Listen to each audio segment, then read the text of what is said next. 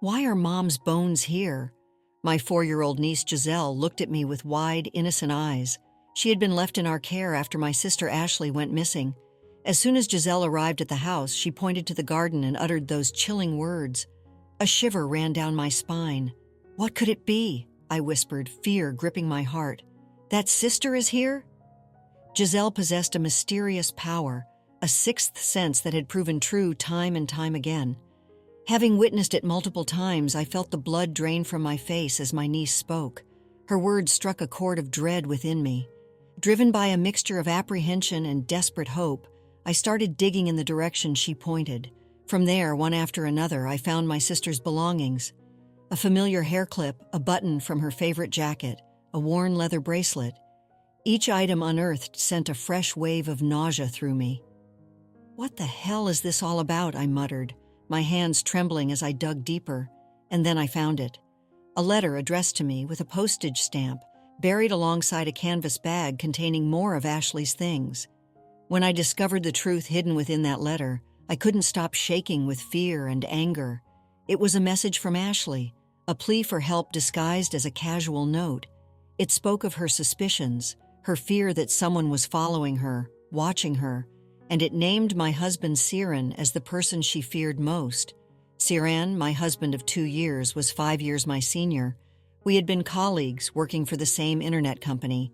He was my mentor, a rising star, and I admired his dedication and drive. When I first introduced him to my parents after we got married, he was taken aback. My father was the president of the company we worked for, a fact I had never disclosed. My father, who already held Ciaran in high regard for his work ethic, was happy to give his blessing. We were married with the well wishes of everyone around us, and I was truly happy. I resigned from my job through early retirement to become a full-time housewife, dedicating myself to supporting my husband's burgeoning career. I'll work harder too, so you should support me too, Paul, he had declared, and I poured my heart into making our home a haven for him. Perhaps it was my father's influence, recognizing Ciaran's potential and publicly announcing him as a candidate for the next president, that changed things. Ciaran started coming home late, his demeanor shifting, becoming distant and irritable. "Did you take this Saturday off properly?" I asked one evening, confused by his dismissive attitude. "What? Why? Hi, what's wrong?" he responded, his voice laced with annoyance. "I told you we were invited to a friend's wedding as a couple," I reminded him, hurt by his disinterest. What? Was I right? No matter what I said, he seemed distracted, lost in his thoughts. At times he was tense and withdrawn, snapping at me over trivial matters. "How's your work going? Is it as hard as ever?" I ventured one day, hoping to bridge the growing chasm between us. "Oh, you're so annoying all the time. It's none of your business," he suddenly roared, hurling a box of tissues at the wall. It hit me by mistake. "Ouch!" I cried out, clutching my arm. Ciaran merely glanced at me sideways, offering no apology, and left the room. This was not the man I had married, the man who was always kind, patient, and considerate. Maybe he's under pressure from work, I reasoned with myself. It was true that the pressure on him, as a potential successor, was immense. I tried to convince myself that this was just a temporary phase and that things would eventually return to normal. Then, one day, my parents called, saying they were bringing over some good wine and meat they had received. I had expected only my mother to come, but my father accompanied her as well. "Ah, Ciaran hasn't come home yet?" my father remarked, a knowing glint in his eye. "Yeah, it looks like he's working late again today, Dad. Please don't push him too hard," I said, forcing a light-hearted tone, masking my growing unease. Okay, I'm not doing that," my father chuckled. "Especially now that there's no big case, everyone seems to be going home on time." "Oh?" I was taken aback. I had assumed Ciaran's late nights were due to his workload. My parents exchanged a look, their expressions a mixture of concern and suspicion. Not wanting to worry them, I quickly fabricated an excuse. "Ah, yes, I forgot that Ciaran recently started going to the gym, saying he was going to work out." I laughed nervously, hoping they wouldn't see through my facade. "Is he possibly having an affair or something?" my mother whispered, her voice laced with worry. Behind my forced smile, my anxiety spiraled. My suspicions about Ciaran grew with each passing day. That evening, I decided to check up on him. While he was in the bath, I looked through both his phone and his company phone. There were no unusual call logs and no suspicious messages. Maybe it was just my imagination, I tried to convince myself. But the doubt lingered, gnawing at my peace of mind. Just in case, I set up a GPS tracking app on his company phone, one that I could monitor from my device. The next day, I decided to confide in my older sister, Ashley. "You know, I think my husband might be having an affair," I confessed, my voice trembling. "Siren, it doesn't seem like he's the type who would do something like that," Ashley said, her tone reassuring. "But, well, if he's cheating on you, you should thoroughly punish him. I'll help you," she added with a laugh, her usual lightheartedness returning. Ashley had always been my rock, my confidant. Even after getting married and becoming a mother, she remained true to herself, never shying away from expressing her opinions. She had a unique sense of style, favoring punk rock attire, leather jackets, skull motif accessories. She wore them with confidence, even to her daughter's nursery school meetings. "I might stand out," she would say with a mischievous grin, but she never wavered, never conformed to societal expectations. I admired her for it. "Isn't my mom cool?" Jazelle would proudly declare to her friends, and I knew Ashley's unconventionality had rubbed off on her daughter. As our conversation about Siren's alleged affair ended, Ashley's expression turned serious. "Come to think of it, lately, on my way home from work, I feel like someone is following me," she said, her voice hushed. "A stalker? Does your husband know? Shouldn't you talk to the police about that?" I was immediately concerned. "But, well, no one would attack such a flamboyant, strong-looking woman," she said with a dismissive laugh, her usual carefree demeanor returning. Despite her attempt to brush it off, I couldn't shake off the worry that settled in my heart. 2 months passed since that conversation. Ashley, who used to bring Jazelle to visit every holiday, had suddenly stopped. "Haven't seen you recently. How are you? Are you busy?" I texted her, my concern growing with each passing day. Things have been going on. I'll come visit you when things settle down again," she replied, her response unusually vague. While she still responded to my messages, there was a noticeable shift in her tone, a sense of evasiveness that was unlike her. "Let's visit Sister's house next Sunday," I decided, determined to see her and make sure she was all right. On Friday night, as I sat reading in the living room, a clattering noise from the garden startled me. Siren hadn't come home yet, and feeling uneasy, I peeked through the gap in the curtains. My heart skipped a beat. There in the dim moonlight was Siren, digging furiously in the soil with a shovel. Relief washed over me knowing it was him, but it was quickly replaced by confusion. Why was he digging in the garden at this late hour, especially when he hadn't even entered the house yet? "You! What are you doing there?" I called out, my voice trembling. "Oh no, I was thinking of planting some flowers here," he said, his voice strained, his movements jerky. "At this late hour of the night? Then I'll do it in the daytime. You don't have to. Anyway, don't touch this place," he shouted, his tone suddenly harsh and menacing. "Don't talk like that," I retorted, taken aback by his outburst. "Oh, I'm sorry, but I just want to do it." "It's okay," he mumbled, hastily filling the hole he had dug. His eyes darted around nervously, and he rushed into his room without another word. I wonder if he is so stressed out that he wants to tinker in the garden, I thought to myself, trying to rationalize his bizarre behavior. Siren must have been preoccupied with something, I reasoned, choosing not to confront him about it. But the eerie feeling persisted, a knot of unease tightening in my stomach. The next morning, I received a call from my brother-in-law, Richie. He rarely contacted me directly, so I knew something was wrong. My hand trembled as I answered the phone. Ashley didn't come back without contacting me. I tried calling her many times, but I couldn't connect with her. Richie's voice was frantic, edged with panic. I felt a chill run down my spine. I immediately tried calling Ashley myself, but the call went straight to voicemail. When I told Siren about it, he said that he and Richie would try to find places where she might have gone. And so, my niece Jazelle was left in my care. "What should we do for fun? How about going for a walk?" I tried my best to shield Jazelle from the worry and fear that gnawed at me. I put on a cheerful facade, treating her as I normally would. But then as we walked towards the garden, Jazelle stopped, her gaze fixed on a particular spot. "Why are Mom's bones here?" she asked again, her voice small and filled with a chilling certainty. "Huh? What does that mean?" I was confused, but deep down a part of me knew exactly what she meant. Jazelle's mysterious power was real. My sister and her husband had discovered it when she was around 2 years old, and they had confided in me about it. She would often have premonitions, sensing things before they happened. On the way home from the park, she would talk about a car accident that would happen nearby, or she would pinpoint the location of a lost object. Once, right in front of me, she had accurately described the location of an earring I had lost, one I had searched for everywhere. We had kept her ability a secret, fearing it might be misused by others. But now, facing Jazelle's unwavering gaze, I knew I had to trust her intuition. With a heavy heart, I began digging where she pointed. "This is Mom's bone," Jazelle said, her small hand holding a skull-shaped earring, one of Ashley's favorites. It had been unearthed from the soil, along with more of her belongings. Jazelle's face crumpled and she began to cry. My sister's letter, the one buried in the garden, confirmed my worst fears. It was a message meant for me, a desperate plea for help. "If I suddenly disappear, please suspect Siren," she had written.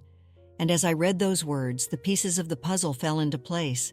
Siren's late nights, his strange behavior, his frantic digging in the garden, it all pointed to him. Fury and terror coursed through me. I knew I had to find Ashley, ensure her safety, and make sure Siren was punished for what he had done. I remembered the GPS tracker I had installed on his phone. It was time to confront him, armed with the truth. I confided in my father, telling him everything. He was furious, heartbroken, and determined to bring Siren to justice. We decided to confront him together, but I asked my father to stay hidden until the right moment. I knew Siren would never confess if he knew my father was present. That evening, with Jazelle safely at my parents' house, I waited for Siren to return. He had sent me a text message about half an hour prior saying, "Ashley hasn't been found yet, so I'm going home once," a little while later. As soon as he entered the living room, he froze, his eyes widening as he saw the items I had arranged on the tabletop. "Wow, what is this?" he shouted, his voice laced with feigned surprise. "Yes, I had arranged the things I had dug out of the soil in the room to see your reaction," I said, my voice steady, my gaze unwavering. "Hey, why is there so much dirt on it? Why is all that junk here in the first place?" he blustered, pretending ignorance, but his eyes darted around nervously, his facade cracking under the weight of his guilt. "This belonged to your sister and was buried in the garden of this house. It was you who did that, wasn't it?"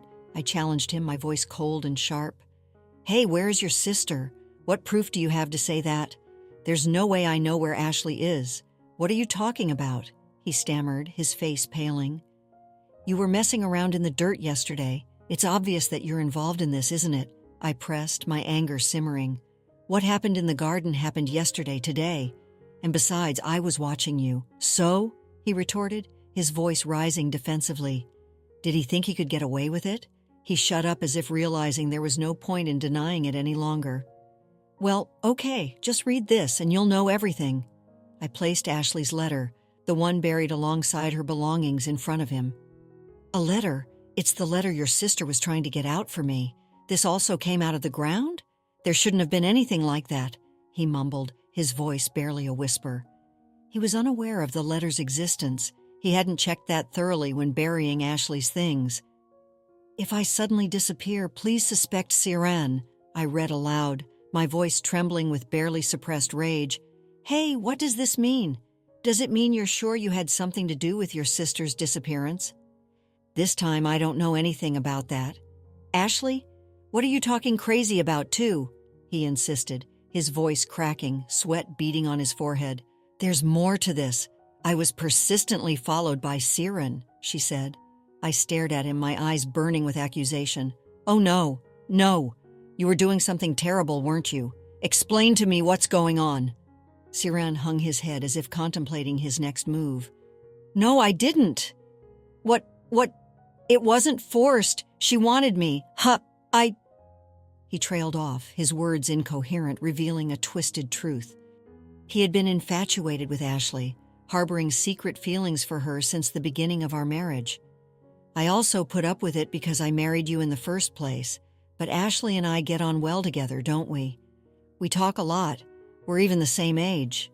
He rambled, his voice filled with a lovesick longing that sent a wave of disgust through me.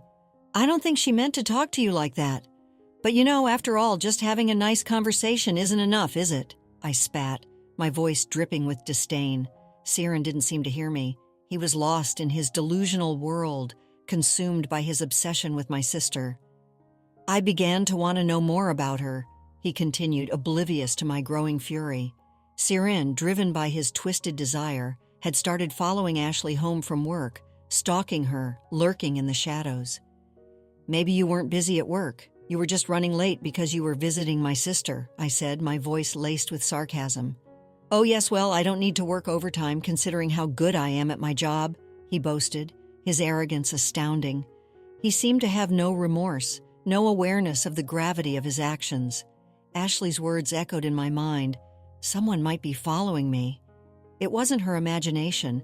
It was my husband stalking her, terrorizing her. "I questioned Ciaran," I said, my voice low and dangerous. "Yes, it was because I was thinking about Ashley, but I'm so annoyed that you're talking to me from the side." "That's terrible," he whined, his concern solely focused on his discomfort. "So why did you—" "About my sister?" I asked, my voice trembling with barely suppressed rage. Ciaran, seemingly unconcerned by my mounting fury, confessed without hesitation. "Ashley found out I was following her, so I decided to send her to the other side." "That's terrible, because she's going to tell you and the boss about it. That would be terrible, wouldn't it?" I was horrified by his casual cruelty. Ciaran leaned back in his chair, chuckling disdainfully. "Well, not just anyone can become the next president. It would be a waste to trip over something like this." He cared only about his ambition and his selfish desires. My sister's life meant nothing to him. And because of that, my sister— "Well, I miscalculated when you dug up the garden and found Ashley's belongings." He looked at me with a flicker of regret, but it was fleeting, replaced by a chilling detachment. "Jazelle told me," she said, "there are Mama's bones here. She's a creepy little kid. Well, but now that I know everything about you, I can get rid of you too," he said, his voice cold and menacing. He suddenly stood up, his eyes glinting with a dangerous light, and grabbed my neck with both hands. "Stop it!" At that moment, the door to the living room swung open with a resounding crash. "Stop it! Stop it! Boss, why are you here?" Ciaran's hands loosened their grip, his eyes wide with surprise and fear. I seized the opportunity, breaking free from his grasp and rushing to my father's side. My father's presence had the desired effect. Ciaran was speechless, his face drained of all color. "Let me first say this from a father's point of view. You have hurt my precious daughters, and I will never forgive you. I will report you to the police." My father's voice was low and dangerous, laced with a righteous fury that made Ciaran cower. "I am sorry, sir, I'm sorry." Ciaran prostrated himself on the floor, begging for forgiveness. "This is termination from the position of president, and of course there's no talk about you being the next successor. I had hopes for you, Ciaran, but this is truly disappointing." My father's words were final, a crushing blow to Ciaran's ambitions. "Oh no, please don't do that." Ciaran looked up, his face contorted with desperation. He stood up, pleading with my father, his arrogance replaced by a pathetic groveling. "There's no way I can forgive you." I pushed Ciaran away, my entire being radiating disgust and rejection. "Please ask Dad to do something too. If there's no successor for the company, it'll be over, right? Everyone will be in trouble, won't they?" He clung to me, begging for mercy. "Ending it would be better for the employees than having someone as despicable as you inherit it." I cut him off, my voice cold and sharp. I wanted nothing more to do with him. Despite Ciaran's desperate attempts to salvage the situation, his pleas fell on deaf ears. My father and I exchanged a look, a silent understanding passing between us. It was over. Just then my phone rang. It was Richie, my brother-in-law. "Paul, I'm okay," a familiar voice said. It was Ashley. "Ashley, thank God you're alive." Relief washed over me in a tidal wave so powerful that I sank to my knees. "I'm so glad," I cried, tears streaming down my face. "I'm so sorry for worrying you. I'm sorry I didn't tell you because they said they would hurt you too if I told you." It's okay. Thanks to Jazelle for telling me. That child is also waiting for Mom to come home." As it turned out, what Jazelle had referred to as Mom's bones were her favorite skull motif accessories. Seeing them unearthed from the garden had triggered her premonition, leading her to believe her mother was in danger. But Jazelle had also believed with unwavering certainty that her mother was alive, and I, clinging to that hope, had been determined to believe it too. I hung up the phone, my heart soaring with relief and gratitude. I stood up and looked down at Siren, who was staring at me with a mixture of curiosity and disbelief. "How the hell did you know where I was? I locked her up where you would never find out. Did you forget that there's a GPS app on the smartphones of all employees provided by the company? When I suspected you of cheating on me once before, I set it up so I could see it on my phone too." I had used his paranoia against him. From the GPS history, I had discovered his frequent visits to an abandoned warehouse far from home. I had shared this information with Richie, who had immediately gone to investigate. "It's good that you didn't harm your sister. It's a relief that you didn't compound the guilt," I said, my voice dripping with sarcasm. Siren, in a final act of defiance, smirked at me. "Well, we finally got some alone time, right? It would be a waste to get rid of it so quickly. But you wouldn't understand this feeling, would you?" His words were laced with a chilling detachment, a complete lack of remorse. Seeing his eerie expression, I was terrified. "I'm sure Ashley was happy to be with me too. You're the worst, you scumbag." I could find no other words to describe the monster standing before me. "The police have already been notified, and they are going to file a damage report. Wait a minute. You don't mind if I get caught, do you? Let's all continue to get along from now on. We're a family, aren't we? Aren't we?" He was delusional, clinging to a reality that no longer existed. "You're the one who caused this whole mess, and yet you have the nerve to say such things? What's wrong with you? It's over between us." I threw the divorce papers I had prepared at him, my voice trembling with anger and disgust. Seeing the finality of my actions, Siren's facade crumbled. "Oh, no," he mumbled, his voice hollow and defeated. The police arrived shortly after, taking Siren away to face charges for his actions. My sister, suffering from emotional distress, demanded compensation from him. I divorced him, severing all ties with the man who had brought so much pain and fear into our lives. Siren, dismissed from his company, lost everything. Ashley, thankfully, was unharmed and in good health. Jazelle was overjoyed to be reunited with her mother, her unwavering faith in her mother's safety vindicated. I returned to work at my father's company, and my heart set on a new goal, to take over the company and ensure that it remained a place of integrity and respect. I had faced my fears, confronted the darkness, and emerged stronger, and I knew with unwavering certainty that I would never let anyone hurt my family again. Let's conclude the story shortly. Siren, blinded by his ambition and twisted desires, lost everything. He was arrested, charged, and ultimately faced the consequences of his actions. My sister Ashley, though shaken by the ordeal, was safe and sound, reunited with her beloved daughter Jazelle. Jazelle's unwavering faith in her mother's well-being, her mysterious power, had proven true once again. As for me, I emerged from the darkness stronger and more determined than ever. I had faced my fears, confronted the monster hiding behind a mask of charm, and protected my family. The divorce was finalized, severing all ties with Siren. I returned to the company, my father's company, not as a housewife but as a leader, ready to take on the challenges ahead. My goal was clear: to honor my sister's strength, nurture Jazelle's extraordinary gift, and build a future where such darkness could never take root again. The company, cleansed of Siren's corrupting influence, was poised for a new era, one built on integrity, respect, and unwavering family bonds. After experiencing the full journey of our story, we'd love to hear your thoughts. How did the story resonate with you? Don't forget to like, subscribe, and stay blessed. Thank you for watching, and see you in the next story.